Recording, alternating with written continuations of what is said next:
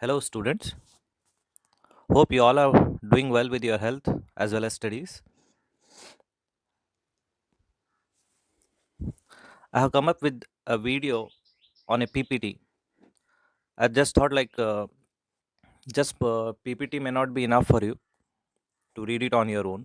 So I have added my video along with this PPT. A video in the sense my audio, just audio. So I'll go on speaking on each of the slide and hoping that it will benefit you more than just a PPT. Well, to start with, let me have a small recap, uh, till where we had completed in our regular classes. Uh, I remember we have completed our two modules. First one was hydroelectric power plants, module one, and the second one is all about thermal power plants, wherein we have learned steam power plants, gas power plants, right? So this is how we have completed two modules in detail. So the module what you are seeing there right on the screen right now, module three, that is nuclear power plant. We'll start it now, and I'll try to complete the whole module today, no matter how long it takes. Okay, so that it benefits you. And to start with, yes, you can see a slide on assignment 3, because we have done with assignment 1 and 2. Hope you all have finished it. So this would be your assignment 3. Now, don't be shocked why I'm displaying assignment before completing a topic. This assignment questions will give you an idea that how the questions will appear on the topics which I'm going to deal it today. So there are some 7 important questions I have pointed out of this module, referring old VTU question papers. So these 7 questions are very important. I want you to write assignment for this, answers for this in detail. This PPT also will help you in this regard, as well as you can still download some more uh, PDFs or some soft copy of your textbook. I'll try to attach a soft copy, a scanned copy of your regular syllabus textbook along with this PPT at the last. Okay, so that you can prepare your notes as per the questions. And I have given a date of online submission. That is because I want you to complete this assignment before 28 and scan your assignment and post it on the group, so that it confirms that you are following a subject and you are following our orders. Is that fine? Yes. Good. Let's start with our PPT. Yes. This is an introduction for our nuclear power plants. So, what are these nuclear power plants? A nuclear power plant is a thermal power station in which heat source is nuclear reactor. Well, guys, you very well know what thermal power station is. We have learned one complete module on thermal power station, isn't it? So here, the whole process is very well understood to you, how it begins and how it generates electricity and how it ends. Right from the scratch of where the coal is being mined, extracted, transported, separated, filtered, burned in the boiler, steam is produced. The steam is run into the turbine, where the turbine rotates. Along with turbine, the generator coupled generator rotates, and generator generates electricity, and that generated electricity is fed to the grid. Now this, in thermal power plant, the heat source was the burning of coal, whereas in our nuclear power plant we do not burn coal. Here, instead of coal, we take heat by a nuclear fuel, which is uh, uh, a process is happening into a nuclear reactor, which will give out the heat, and this heat is utilized by our boiler to generate steam. Later on, when the steam is generated, the further process is as usual or is very common, like how it happens in our regular thermal power plants.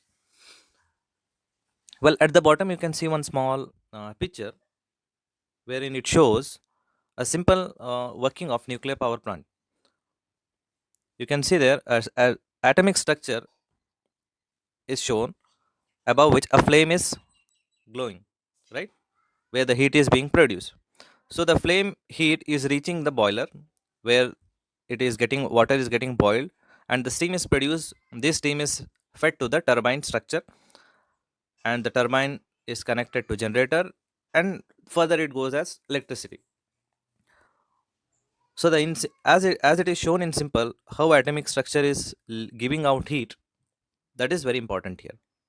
Okay, how all this happens we have to understand in detail. Okay. Okay. Now, purposely, I have taken snapshots of your regular syllabus textbook just because I want to stick to the diagrams which will come from your regular textbook.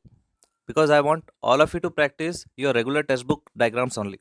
Because if you go to our internet, you will find many diagrams, many pictures related to this topic.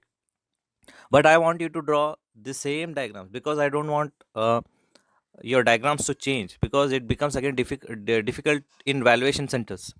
If you keep on drawing different diagrams, then scoring becomes difficult. S- So, keeping that in mind, I want you people to draw same this textbook diagram. So that is why I have kept some same paragraphs of textbook. I have taken snapshot and some points of same textbook and diagrams particularly from your textbook, not from any other place. Okay. So just see there, the reserves of natural resources like coal and oil in the world are limited, and this will be exhausted soon considering the rapid growth of their industrial exploitation. So, as we know, our fossil fuels, coal and oil, are getting exhausted. One or the other day, it will be completely exhausted. Now, at the bottom, yeah, before going at the bottom, see that nuclear power is one of such important source. This source harness the atomic nucleus as energy source. So we can consider nuclear source or the nuclear energy as one of the very important source of energy. Why? Means the very important reason I have underlined here. Just see, it will be interesting to note that 1 kg of atomic fuel is equivalent in heating ability to about 27 lakh 50,000 kg of coal. Are you getting this? You know how coal is being utilized in thermal power plant, right? How much energy can a 1 kg coal can generate? You know this. Such 27 lakh 50,000 kg of coal, what it can generate, same amount of heat can be generated by just 1 kg of atomic fuel.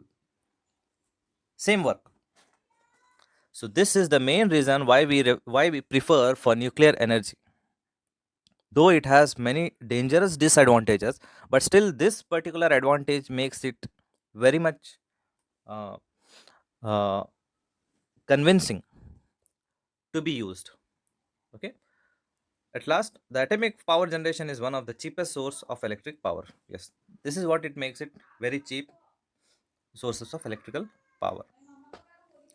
Now, merits and demerits. Why merits? Because I'm just flowing with your syllabus.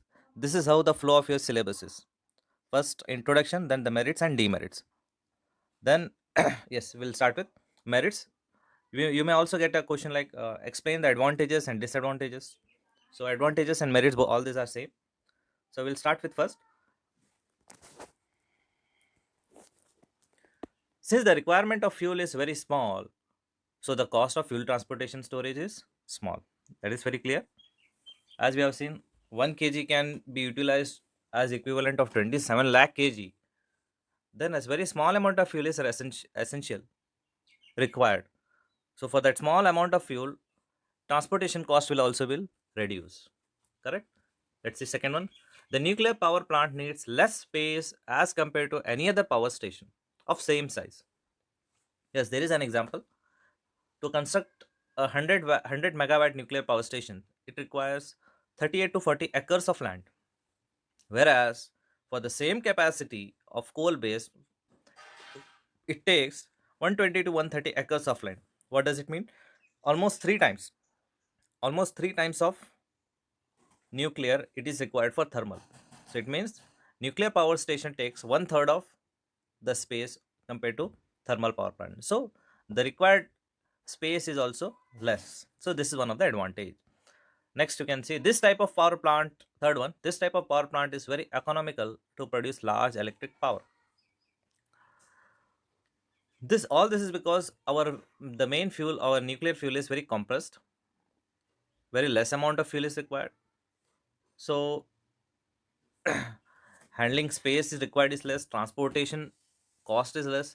So there are many factors which makes it very economical, and this will lead you to produce large amount of electric power with nuclear fuel. Next, fourth one, nuclear power plant can be located where near to load centers because bulk amount of fuel like water, coal is not required. See, let me point there. It can be located near load centers. That's true, but it has a disadvantage too. Like the more it comes very near to load centers in the sense we consumers, we electricity consumers, the more it comes nearer to us, it becomes more and more dangerous. Anyway, we'll go into that when it comes in disadvantages. Right now we are dealing only with advantages, merits. Sixth one, using a small amount of fuel, this plant produces large electrical energy. A very similar point like how we have discussed in the beginning. Very small amount of fuel is required to continuously produce large amount of electrical energy. Why this happens, we'll see in our further topics, like what is nuclear fission, chain reaction. All these things will make it capable to produce large amount of power with a very small amount of fuel. Next, this plant is very reliable in operation. Again, it has conditions apply. Okay, then only it remains reliable, not all the time. Last, we'll see. Since large amount of nuclear fuel is available in this world, so the nuclear power plant can generate electrical energy thousands of years continuously. Yes, it's available in large numbers all over the world, maybe in different isotopes, different varieties.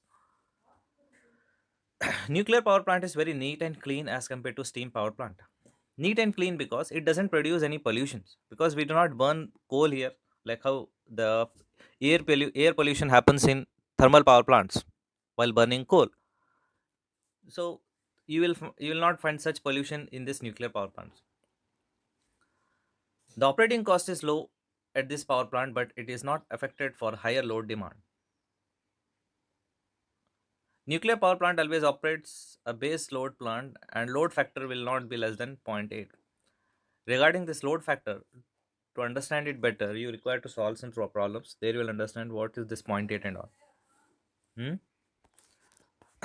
We'll move on to demerits.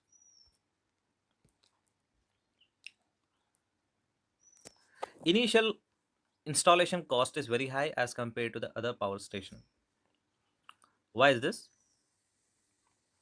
See, power station is not like other power station wherein the shielding and protection is very very important compared to all other power stations. So to completely seal it, to completely protect it, so the more cost is invested for the protection. So that is what it makes it very costly for its initial installation. Second one, nuclear fuel is very much expensive and it is difficult to recover. Yes, though a very small amount of fuel is required to generate electricity, but that fuel to extract is very expensive and a difficult procedure. Next, capital cost is higher in respect to other power stations. Yes, this we have seen very similar to first one. Good technical knowledge is required to operate such type of plant. So salary bill, well, good technical knowledge is required to operate because, as you know, we are dealing with nuclear energy here. So when your operating staff is dealing with nuclear energy, chain reaction, nuclear fission process, so your staff needs to be very highly skilled and experienced team. So with this, you require to pay high salary, and so the salary bill and other maintenance cost will be higher to operate such kind of plant. Here the maintenance cost is also important, because the most of the maintenance cost is required to keep our system protective and shielded. Next one, fifth one, there is a chance to spread of nuclear radioactive pollution from this type of plant. There are high chances that the nuclear active this radioactive element, whatever is there in maybe the fuel rods or any radiations which are coming out of this plant, should be completely shielded. If any radiations get exposed outside, then very first it may damage the operating staff working over there, or if it gets leaked into the water bodies, then whoever uses this water will come into the contact of radiations. Nuclear reactor does not respond efficiently when the fluctuating load demand is there, so it is not suited for varying variable kind of load. So fluctuation in the load will not give you a better efficiency. Okay. Last one, cooling water requirement is twice than a coal based steam power plant. That is because we are using here primary circuit and secondary circuit in a particular kind of pressurized water boiler, wherein you require bulk amount of water as a coolant as well as a heat exchanger. Coolant as well as heat exchanger.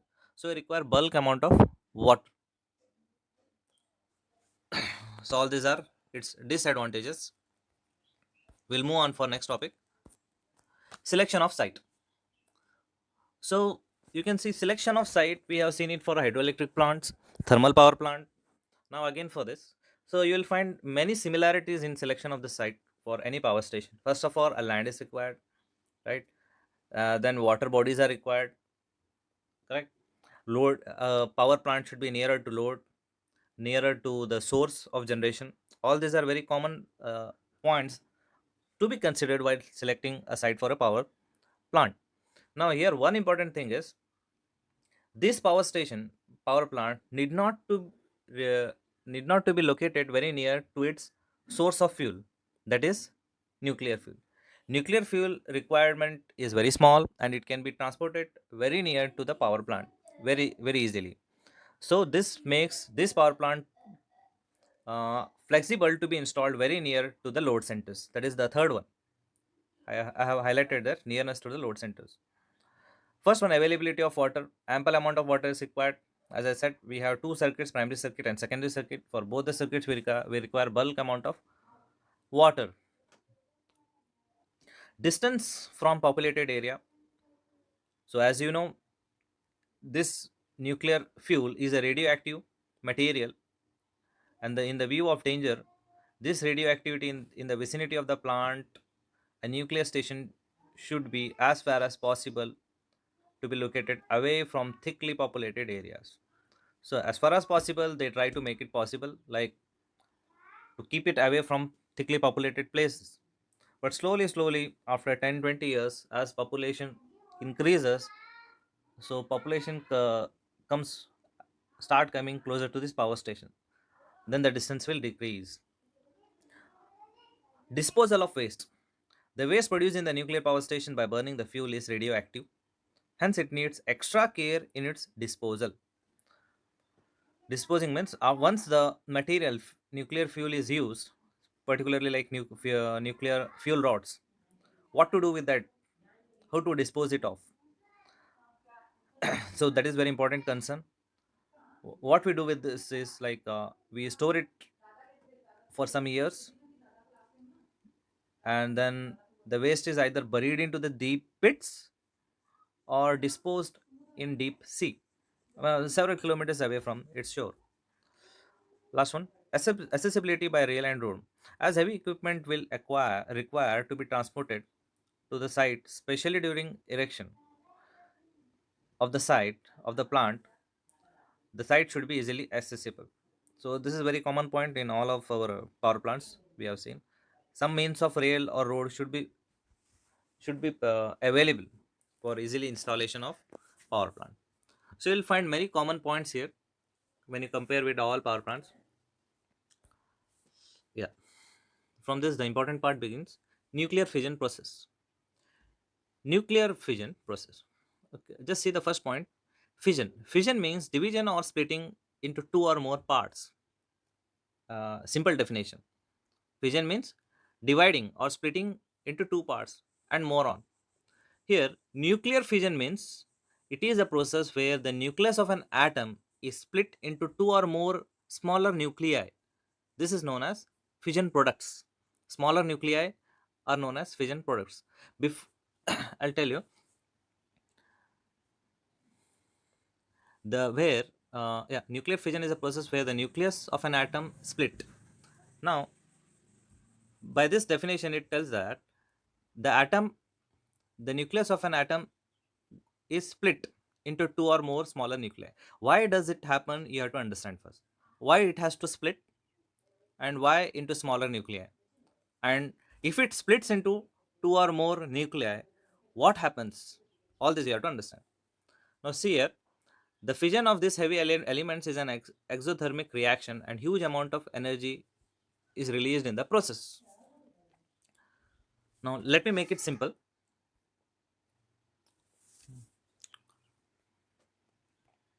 Here, you can see uranium 235. It's an atom of uranium. Uranium is a radioactive metal. Uranium is a radioactive metal to which if a neutron, can you see that blue color dot, blue color circle at the left? Yes. When this neutron strikes or bombarded on uranium 235 atom, it causes a nuclear fission, because of which the atom of uranium 235 it split into lighter nuclei. Lighter nuclei. Now, once it splits into lighter nuclei, the atom also give out some of the neutrons. Can you see the first blue strikes on the first U235 and gives out three neutron outside. This neutron will go again and strike this lighter nuclei, and this further it continues. So as long as the neutron keeps on striking atom, the atoms keeps on giving out new neutrons and splitting into different splitting into lighter nuclei. So this process is called as chain reaction. Before going to chain reaction, let I want you to understand what is nuclear fission process in detail. So uh, the process in which this nucleus of atom is split into two or more is called as nuclear fission. I don't want to go into fusion process wherein two or more are clubbed together. So fusion is not the part of our syllabus. I want to stick only to this nuclear fission.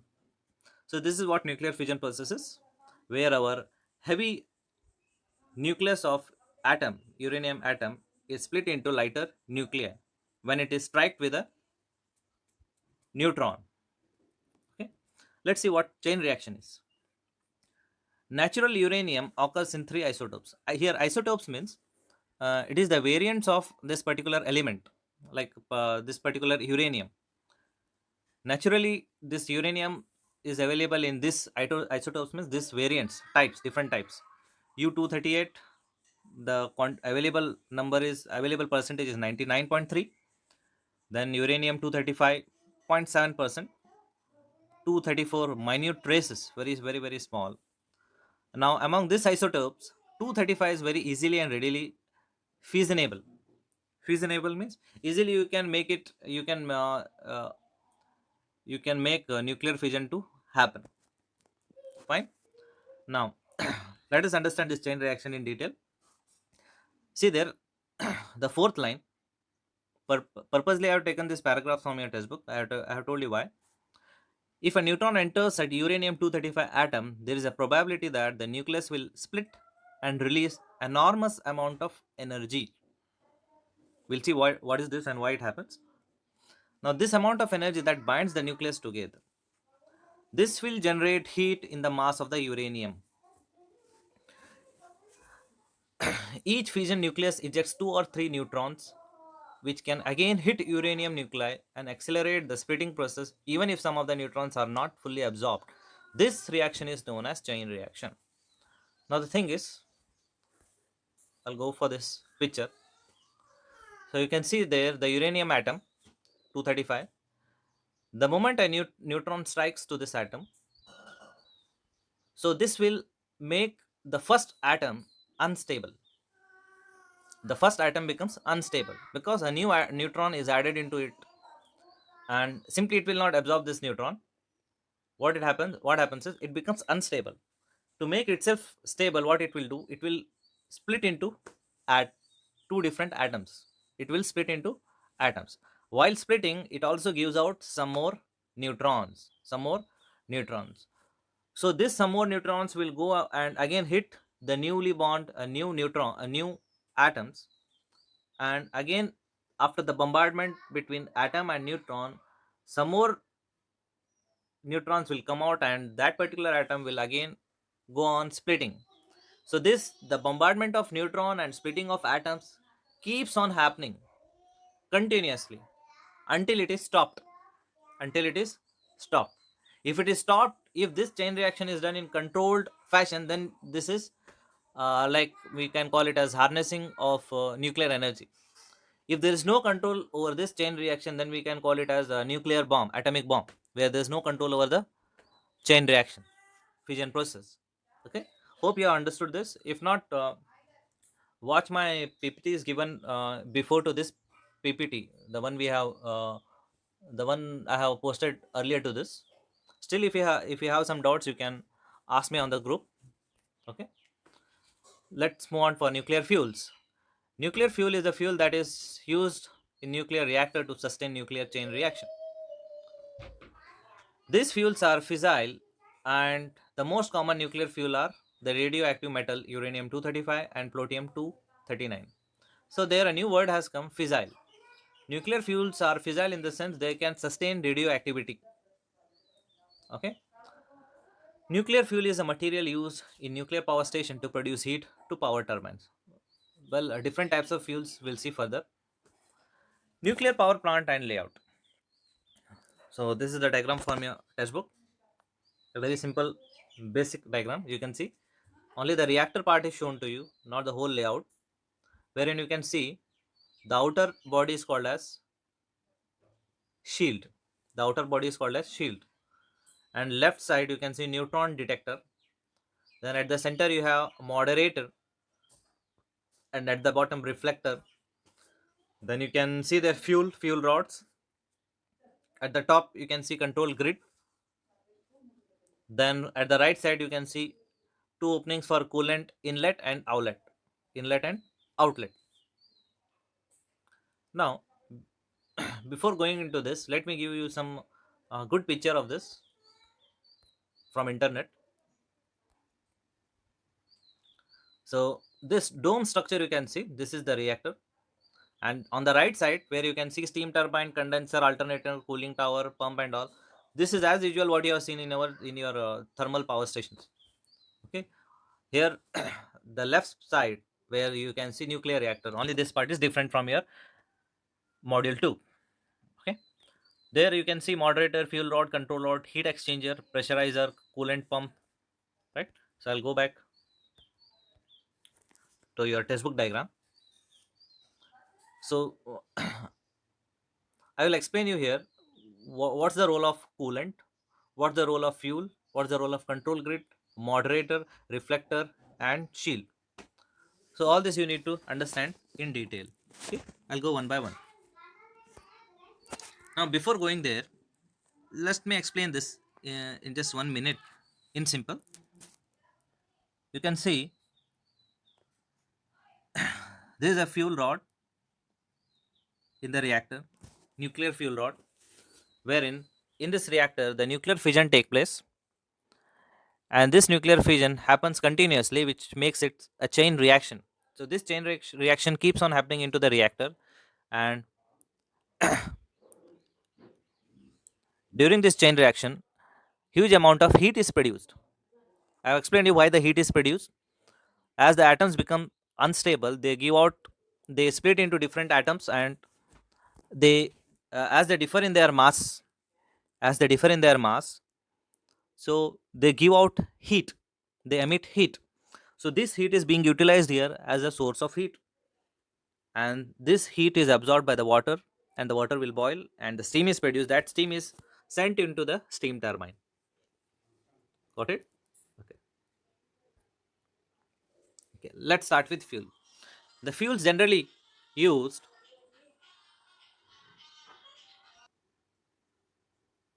fuels fuels generally used in reactors are uranium 235 and uranium 232, sorry, plutonium, sorry,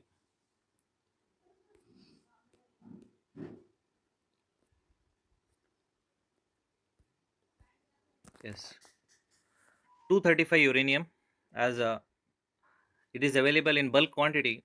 Uranium 235, this particular isotope, is naturally available, and among these three, naturally available is 235 is particularly 0.7%, and in uranium ore, and remaining is uranium 238. The other two fuels, plutonium 239 and uranium 233, are formed in nuclear reactors during fission process from uranium 238 and 232. Now, the last sentence is very important. Fuels Fuel should be so shaped and located in the reactor that production of heat within the reactor is uniform. That care must be taken. Second one, reactor core. Reactor core, here the whole reaction, chain reaction of nuclear energy is happening into this reactor. So the core must be constructed such a way that it can bear all this reaction and sustain all this radioactivity. This contains a number of fuel rods made up of fissile material. Fissile means I have told you. The next one, moderator. The purpose of moderator in the reactor core is to moderate or reduce the neutron speed to a value that increases the probability of fission occurring. Here, moderator is something like a controller or a regulator, which can control as well as regulate the nuclear fission process, or something which can keeps on controlling the chain reaction. Now, for it to have a control, we make use of graphite, comma, heavy water, or beryllium as a moderator with natural uranium. Okay, these three can be used as a moderator, as a controller with natural uranium. We can also use ordinary water as a moderator only with enriched uranium. We'll see what is enriched uranium later. Okay, we, so remember,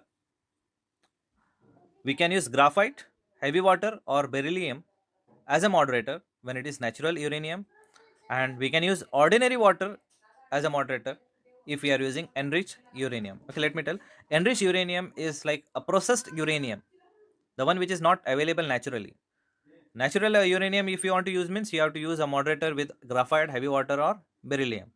But if you can enrich your uranium after processing, then you can also use ordinary water as a moderator. Well, control rods in a reactor, nuclear chain reaction has to be initiated when starting a reactor from cold. Okay, the chain reaction has to be maintained at steady value during the operation of reactor, and the reactor must be able to shut down automatically under emergency conditions. So all this requires a control of the reactor so as to prevent the melting of fuel rods. Now, here once again, control rods are also is functioning a very similar operation like moderator. Like how moderator regulates and controls the chain reaction, here also you can control your fission process or chain reaction inside the reactor with the help of control rods. You can, if there is a requirement of sudden shutdown, then how will you stop your chain reaction suddenly? So for all of this sudden control, we require this control rods. So control rods will go in between and interrupt the chain reaction. So as it intervene into the reactor, the whole chain reaction gets uh, uh, controlled. Okay. Now, in the second para, you can see there the chain reaction can be controlled either by removing the fuel rods or by inserting neutron absorbing materials. These are the two methods. By removing fuel rods, now if you take out your fuel rods from the chain reaction process, the process will slow down. Correct. Now, by inserting neutron absorbing material, you know that the whole chain reaction is only because of the bombardment with the neutron. If you insert something because of which if your neutrons gets absorbed, then the bombardment will slow down and the chain reaction will slow down, and this is how you can have a control over your chain reaction into your reactor. Reflector. This completely surrounds the reactor core within the thermal shielding arrangement and helps to bounce the escaping neutrons back into the core. This, yes, we require reflector here because there are some neutrons which will try to escape out of the reactor. So this escaping neutrons need to be reflected back into the reactor so that it can be used into the chain reaction. And yes, shielding. The purpose of shielding is the purpose of yes, shielding. The purpose of shielding is to give protection from the deadly alpha beta particles. Here, the alpha beta particles are the particles like how we here how we use neutron as a bombarding uh, element for the nuclear atom of uranium. So same purpose can also be fulfilled with this alpha beta gamma rays radiations. So this alpha beta gamma rays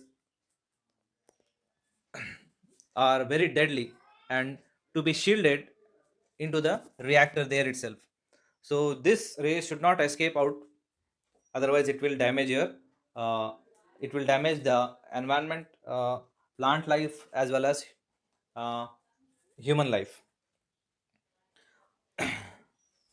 Here the shielding system absorbs radiations before they are emitted to the surroundings. So it is necessary to provide some method of cooling the reflector as it gets heated due to collision of neutrons with its atom. So continues. Sometimes we also what we sometimes we also do like the whole reactor body, the whole reactor dome is submerged into the water because the reactor walls needs to be completely continuously cooled because as the neutrons keeps on striking on the reactor shield, the temperature of the shield will increase. Now this temperature needs to be decreased and this happens by cooling it down. Okay, so this is why we require cooling of reactor at the outer side. Here you can see coolant. Here coolant acts as a medium which can transfer heat, so you can see that the coolant transfer heat produced inside the reactor to the heat exchanger for further utilization of power generation. Now here, as I have told you, the heat produced during the chain reaction is utilized to produce steam. Now directly the heat produced in the nuclear chain reaction will not be given to the uh, water body. So sometimes there is a particular kind of reactor wherein directly the water is boiled into the reactor, but it is not preferred all the time. Here you can see a heat exchanger is required.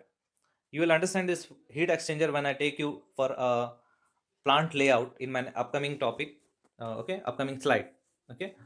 Now sometimes when the water is used as a coolant, it takes up heat and gets converted into steam in the reactor, which is directly used as a turbine. So that's this particular kind of turbine is called as BWR, boiling water reactor. Boiling water reactor. Coolant flows through the coolant flows through and around the reactor core. The coolants commonly used are gas, water, and some organic liquids.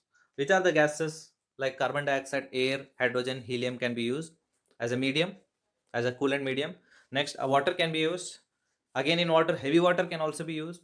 Liquid metals such as sodium or sodium potassium can be used, and some organic liquids.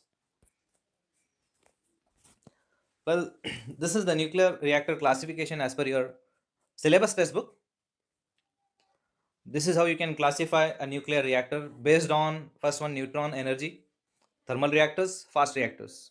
Based on fuel use, natural uranium or processed one, uranium, enriched uranium. Based on the moderator use, I have told you we can use graphite as a moderator, beryllium as a moderator, water as a moderator, ordinary as well as heavy. Then we have coolant use, water can be used as a coolant, gas, liquid or some organic liquid. But Here, uh, this is in general classification, but as per your syllabus, there are only 2 3 classification I want you to teach as per your syllabus. Okay. First one, let me take up with this boiling water reactor, in short known as BWR. All of you see this clearly. There is a dome reactor structure wherein the control rods are inserted from the top, and into the reactor core, there the nuclear chain reaction is happening. And at the bottom, you can see feed water, right side. There is a pump which pumps the water into the reactor. This water from the bottom comes in and it absorbs the heat produced in the nuclear chain reaction. And after absorbing the heat, the water is converted into steam, and the steam will go from the right side, and it goes further and expands into the turbine zone, where it is utilized to run the generator and electricity is produced. Once again, it will be condensed into the condenser, cooled down, again fed back into the reactor, so that this cycle continues. This is what the boiling water reactor is. You can see here the steam is produced in the reactor itself, and the water is boiling in the reactor itself. That is why the name is given as boiling water reactor. Boiling water reactor, because water is being boiled into the reactor itself, and the water is coming in direct contact with the reactor. Advantages: the heat exchanger circuit is eliminated, and the result, there is reduction in the cost and the gain in thermal efficiency. 30% in comparison to 20% for a PWR reactor. PWR means pressurized water reactor. So he's telling that compared to pressurized water reactor, this is more efficient. That is because we do not use any heat exchanger into this. Directly, the heat is extracted from the nuclear energy and given it to the water where the steam is produced. So there is no necessity of using any heat exchanger. So that is completely eliminated. So this will save your uh, uh, so this will improve your efficiency. Second one, as the water is allowed to boil inside the reactor, the pressure inside the reactor vessel is considerably lower in the case of PWR. Hence, as a result, the reactor vessel can be made much lighter, reducing its cost considerably. So, comparing it with pressurized water reactor, the vessel weight can be reduced. Last one, the BWR cycle is more efficient than the PWR cycle, since for a given containment pressure, the outlet temperature of steam is appreciably higher in the BWR. So once again, as the heat exchanger is absent, so directly the water which is being boiled into the reactor is producing heat. So the maximum energy is extracted from the nuclear fission process, and it is being converted into electricity. So this cycle, BWR cycle, will make it more efficient compared to any other cycle. Yes. Along with this more efficiency, these are the disadvantages why we do not prefer for BWR. There is a possibility of radioactive contamination in the turbine mechanism should there occur any failure of fuel elements. Therefore, more elaborate safety measures are needed. These add to the cost. Try to understand this. Here, as I said, the water is directly let into the reactor. The water is boiled into the reactor. The steam is produced into the reactor. So, and this steam will go into the turbine. So it's like turbine is coming in contact with our reactor with a medium called water. Direct contact. It's like directly connected. So turbine structure is coming in direct contact with reactor. So there is a chance that a contamination may occur with radioactive material, correct? And for this, more safety measures are to be taken. So with more safety measures, the cost will also increase. So this will make it more costly. Second one, there is a wastage of steam. There is a wastage of steam resulting in lowering of thermal efficiency on part load operation. Since the power since the power density of BWR is nearly half that of pressurized water reactor, the size of the vessel will be considerably large in comparison to that of PWR. When you compare it for a particular size, PWR comes out to be better than compared to BWR for a particular size, for a particular capacity. Fourth one, as the boiling of water on the surface of the fuel is allowed, the possibility of burnout of fuel is more in the case of boiling water reactor in comparison with pressurized water reactor. A BWR cannot meet a sudden increase in the load. Sudden increase in the load cannot be met with the BWR. This is because the steam is being produced in the reactor itself. So sudden changes are not possible. Sudden changes are not possible. Second one, pressurized water reactor. Now, all of you note there, this particular kind of water reactor is very important from your syllabus point of view. So this has been asked in your VTO papers many a times, PWR. Okay, all of you mark this, practice it well.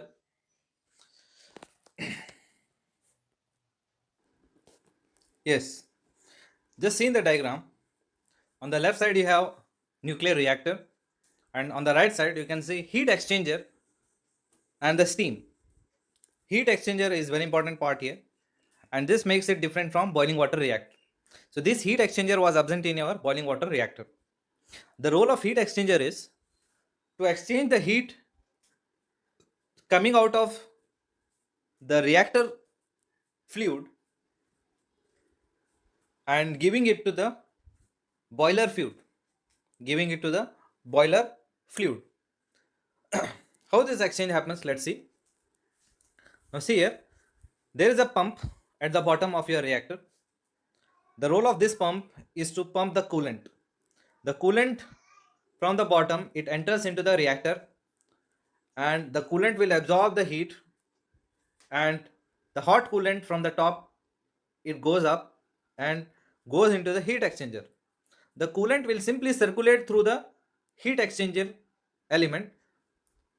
As it simply circulates, the temperature of the coolant reduces in the heat exchanger. This is because the heat of the coolant is exchanged to the a new medium, that is water. Can you see feed water at the heat exchanger? Feed water at the bottom? Yes, feed water. A water is feeded into the heat exchanger.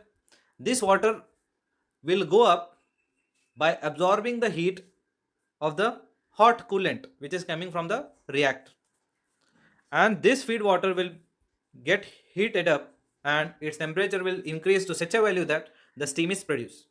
Later this steam is sent into the turbine for generation of electricity. So hope you understood the role of heat exchanger here. It is the heat exchanger is exchanging the heat. It is transferring the heat of hot coolant coming out of reactor and giving it to the feed water. Understood? So the advantage here is the steam produced in the boiler here is not coming in direct contact with the reactor. It is not coming in direct contact with the reactor or any radioactive material. Understood? This is very important. Now,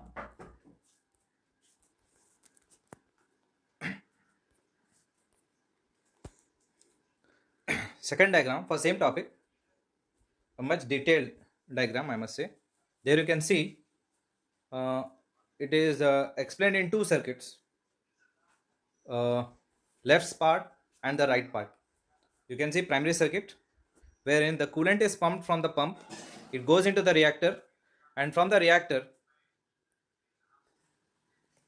the coolant, after getting heated up, it goes out from the top, and through the pressurizer and surge tank into the circuit, it moves clockwise.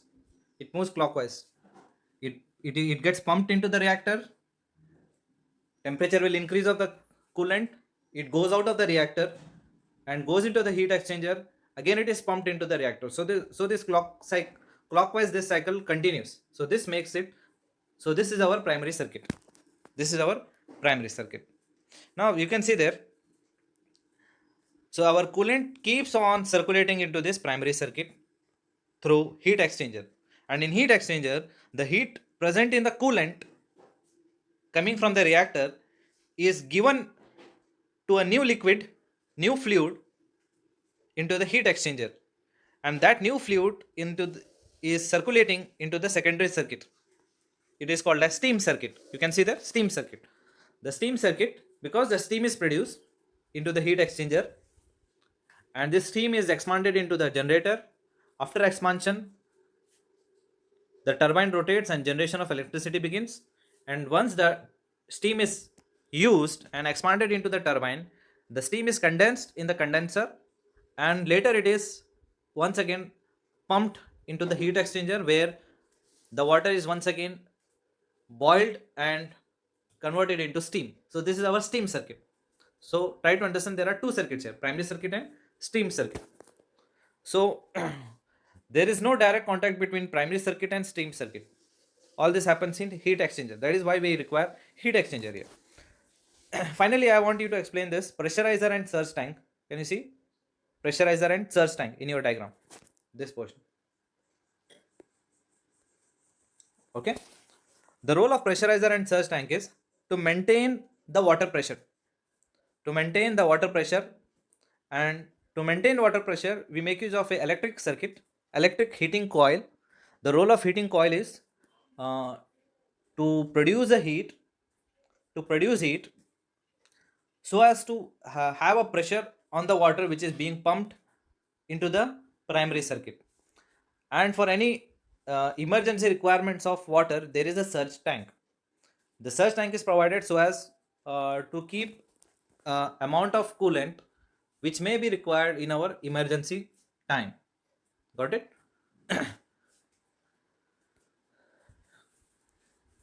We'll go through this. It will give you a better idea. The fuel used is enriched uranium with stainless steel or zirconium alloy, and water under pressure is used as both moderator and coolant. See there, green line. Here the water under pressure is used as moderator as well as coolant. I have explained you what is moderator and what is coolant. Here the coolant is doing the role of coolant as a medium which is transferring heat from the reactor and taking it to heat exchanger. That is the role of coolant. It takes the heat from reactor and gives to the heat exchanger. And the water is also doing the work of moderator. What is a moderator? Which regulates, which controls the nuclear fission, nuclear reaction there, chain reaction. Okay. This type of reactor is designed to prevent the boiling of water coolant in the uranium core. Well, the pump circulates water at high pressure. So you can see how high it is, 140 kg per centimeter square round the core. This much is the pressure. Why to maintain this pressure, I'll tell you. Water in liquid state absorbs heat from the uranium and transfers it to the secondary loop in the boiler. The boiler had heat exchanger and steam drum. This part I have explained you. Yes. The pressurizer and surge tank tapped into the pipe loop. Pressurizer and surge tank, this portion here. An electric heating coil in the pressurizer boils the water to form steam, which is collected in the dome. This steam pressurizes the entire coolant circuit. Try to understand. This steam is different from our regular steam. The steam which is running turbine is different, and this steam is different. This steam is just to pressurize our coolant, just to maintain the pressure of coolant which is being circulated in our primary circuit. Got it? And to build this pressure, a steam pressure is required. To generate this steam, we are making use of a electric heating coil in the pressurizer. And this electric heating coil will heat up the water, and a steam is produced at the top. So this top steam which is collected at the top will keep on pressurizing the coolant. Okay. Now, water spray is used to condense the steam when pressure is desired to be reduced. Now, as I said, to maintain the pressure in the primary circuit, to maintain the coolant pressure in the primary circuit, we require steam. Okay. Now, if we require to reduce this pressure, we have to reduce our steam. To reduce the steam pressure, we require to spray water. We require to spray water into the steam so that the steam gets condense and the pressure reduces. Got it? Okay. Last para you can see.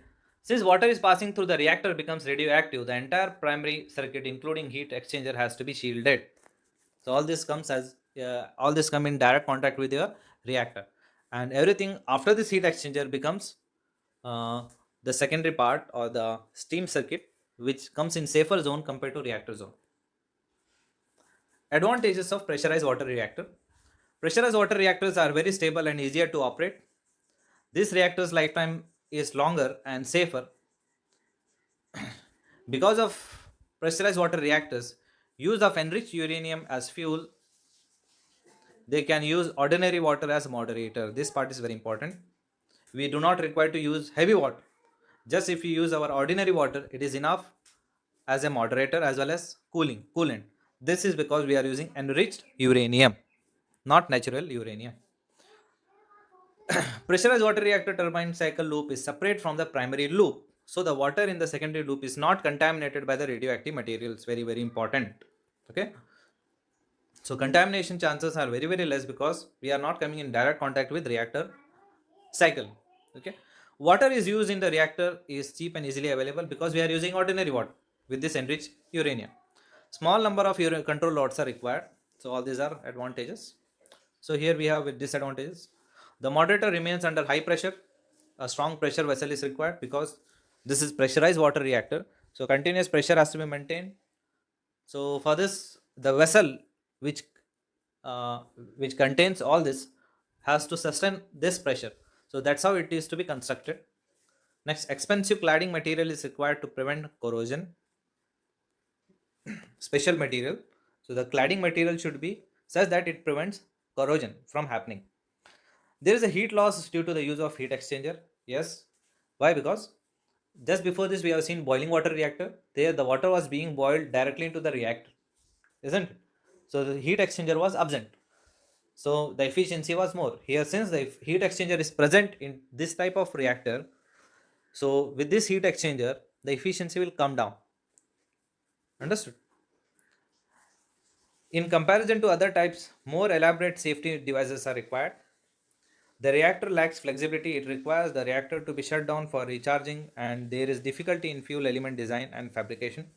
The thermal efficiency of PWR is low as 20%. For BWR, it is 30%, right? This is the third one. Heavy water cooled with the moderator conduit type reactor. Conduit type because this type of reactor was installed first in Canada. So with that Canada name, the conduit name is given, and specifically here the coolant used is heavy water, not the ordinary water, because with this heavy water, it can also serve the purpose of moderator. Okay, here you can see uh, the reactor part. There you have heat exchanger, everything inside the uh, left portion of my diagram. There is the center part is called reactor core. After this reactor core, you have heat exchanger.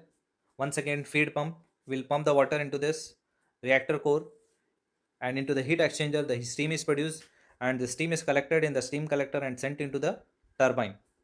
Okay, the the flow process is very similar to pressurized water reactor, right? But we do not use here ordinary water, we require to use heavy water. Okay. Yes, the word condo stands for Canadian. This type of reactor is meant for those countries which do not produce enriched uranium. Yeah, if we do not have enriched uranium, then it means that we cannot use our ordinary water. Then we have to go for heavy water. Enrichment of uranium is costly, and this reactor uses natural uranium as fuel and heavy water as moderator. Got it? Since we do not have, we cannot. These are some countries which do not produce enriched uranium, so they have to make use of only natural uranium. So if you have to make use of natural uranium means they cannot use ordinary water. They have to go for heavy water as a moderator as well as coolant. Okay. Heavy water is circulated in the primary circuit in the same way as pressurized water reactor. Same as I told, the flow of working is very similar. The only difference is instead of ordinary water, the heavy water is used, and in place of enriched uranium, the natural uranium is used. Okay. At the bottom you can see blue line. The control rods are not required in this reactor. You can see the diagram. You will find there the control rods are absent. All right. The control rods are not required in this reactor. Reactor control is being achieved by varying the moderator level in the reactor. By varying the moderator level means the heavy water level in the reactor. If you control it up and down, this is how you can regulate, or you can control your reaction which is happening in the reactor. Okay. For rapid shutdown purpose, if you want to shut down your reaction process, fission process suddenly, the purpose of moderator can be dumped. uh, the moderator can be dumped through a very large area into the tank provided below the reactor. Not shown. Sudden dumping of water, sudden dumping of heavy water will suddenly shut down your system. This is what it means to say. Okay. This advantage, the extremely high cost of heavy water. Yes. Preparing this heavy water out of ordinary water is extremely costly, and there are problems with relation to leakage, and very high standard of design is demanding. Okay. Some of the effects of nuclear, some of the effects of uh, nuclear plants as per your syllabus. Nuclear impacts on the environment. First one, we'll see how it is having an influence on our environment. Nuclear power may not be as obviously pollutive as coal, but the chemicals it releases can contaminate groundwater, air, plants, and this pollution lingers for decades. Means it continues for decades. Got it? Now, all of you know how much the air pollution is happening because of the burning of coal. All that you will not see here, but it releases when the disposal, when we dispose the radioactive material into the ground, it will pollute our groundwater. When it is disposed in the outer air, it will pollute our air as well as the plants. Okay. Second one, nuclear power plants may not emit carbon dioxide during operation. That is true. Like how when coal is burned, it will give out carbon dioxide, right? And here, so this direct carbon dioxide generation is not present in nuclear power plants, but high amounts of carbon dioxide is emitted in activities related to building and running the plants. Oh, got it?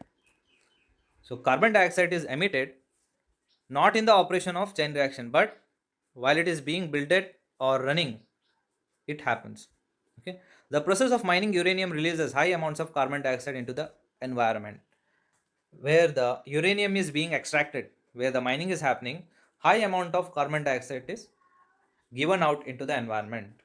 The carbon dioxide is also released into the environment when a new nuclear power plant is built. So that is what given in the second point. Building and running will liberate carbon dioxide. The transport, last one, the transport of radioactive waste also causes carbon dioxide emissions. While you are transporting your radioactive waste for disposing, this also causes carbon dioxide emissions. Second effect on the health. Okay. The nuclear power plant constantly emit low level of radiations into the environment, where the variations scientific studies have shown an increased rate of cancer among the people who live near nuclear power plants. This is why whenever a nuclear plant is being installed, the local NGOs and the social bodies, they try to protest and try to stop the nuclear plant installation, thinking that this will harm the environment, thinking that this is very harmful to human health as well as plant health. That is also This is also true. So that is why all these things come out. Next one, long term exposure to low level radiation has been shown to permanently damage DNA and can also cause a cancer. It means like if you are continuously exposed to this low level radiations, long term means for a long time if you are being exposed to this low level radiation, then this can permanently damage your DNA, and it can also cause you some kind of a lung cancer. Got it? Next, the degree of damage low levels of radiations caused to wildlife, plant, and ozone layer is not fully understood yet. Yes, like how it damages human health, it also damages animal health and plants' health. Yes, it can also damage our ozone layer, which is already damaged. Next one, the radioactive waste while transported in large trucks on the event of an accident, this radioactive waste could possibly leak. And if this gets leaked, how it can damage, you can understand. The cooling system pulls water from oceans or river source, fish. I'll repeat. The cooling system pulls water from the oceans and river sources, and the fishes are inadvertently captured in the cooling system intake and killed. This is like we require a coolant medium into the power plant, and we take water from oceans and rivers. While taking water from oceans and rivers, many a time the fish will also come into the coolant tank. It is like unintentionally capturing fish. So this unintentionally captured fish will run into the flow of cooling system, and during this process it gets killed. Not just this, once this water is sent out back into the oceans or river, the temperature of this outgoing water will be raised to 25 degrees Celsius. So this being warmer than the regular water, this warmer water will once again kill some of the species of fish as well as plant life. Got it? Next, disposal of nuclear waste and effluent. The effluent means liquid discharge. Okay, the disposal of nuclear waste. Radioactive waste are stored so as to avoid any chance of radiation exposure to people or any pollutions. So the disposal of nuclear waste is very important. Every nuclear power plant will take the responsibility of complete disposal of the nuclear waste. The radioactivity of the waste decays with time, providing a strong incentive to store high level waste for about 50 years before disposal. Before disposing your nuclear waste, the waste is kept for 50 years, and as the days passes on, the degree or the level of radioactivity will come down. As the degree of radioactivity comes down, then it comes in the category of low level waste. Once it comes into low level waste, then it is like straightforward, it can be dumped into the pits or deep into the ocean. Okay, the storage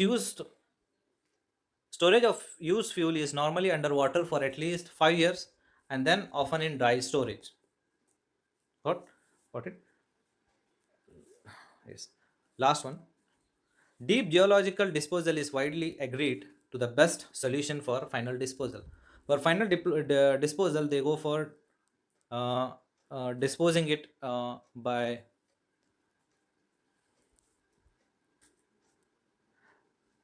loading the nuclear waste into the sea at the depth of, I have written there, can you see? Depths between 250 meter to 1000 meter from the mined respiratories, or 2000 to 5000 meters from the boreholes. From the boreholes. So at this depth, the nuclear waste is deposited and disposed. Last topic, shielding. Shielding of nuclear reactor. As I have told you, why the shielding is necessary.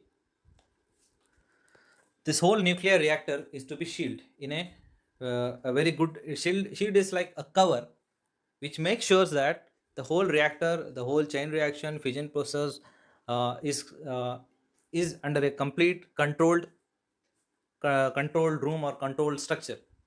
All this come under a shield. Okay, this makes sure that the system is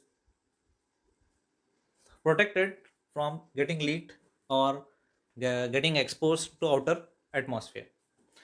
An operating reactor is powerful source of radiation since the fission and subsequent radioactive decay produce neutrons and gamma rays, both of which are highly penetrating radiations. Right? A reactor must have specifically designed shielding around it to absorb and reflect this radiation in order to protect technicians and other reactor personnel from exposure.